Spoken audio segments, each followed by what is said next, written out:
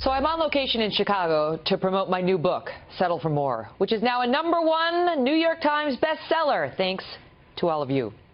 Part of the memoir discusses my time in Chicago, which started off so happy, but changed over time, leading to my realization ultimately that I could settle for more. Watch. It was 1995, nearly 22 years ago to the day that I first laid eyes on the beautiful city of Chicago. I was a third-year law student in Albany at the time, and a law firm put me up at the Intercontinental. I remember looking out at Michigan Avenue and the twinkling lights on the trees, with all the busy professionals down below hailing taxis and carrying briefcases, and thinking to myself, with hard work, I can get there.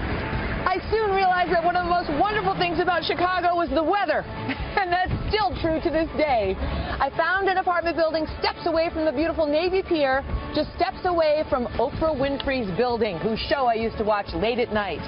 I moved in, glorified to find out that I had my very own washer-dryer, and my TV was on a couple of milk crates. Between that and my white Franzia boxed wine and my Tina Turner CDs, I felt like I had arrived. I worked very hard as an attorney. First in this building right here at a law firm called Bickle & Brewer, and then for most of my career at a law firm called Jones Day. I was on the best cases, working with the best partners. In fact, all I did was work. And soon I realized that just because you're good at something doesn't mean it makes you happy. It was one night while driving home on the Kennedy Expressway, with tears streaming down my face out of sheer exhaustion, that it dawned on me how unhappy I was. I wanted to have an accident, not because I really wanted to hurt myself, but because I desperately needed a rest. And I thought if I could break a major bone, like a femur, perhaps I could get one. By the light of day the next morning, it finally occurred to me that perhaps I didn't need to break a bone. Perhaps I could just make a career change. So I had resolved to change my life. But how? Well, I was taking guitar classes as a stress reliever, and in the class, I met a TV news producer.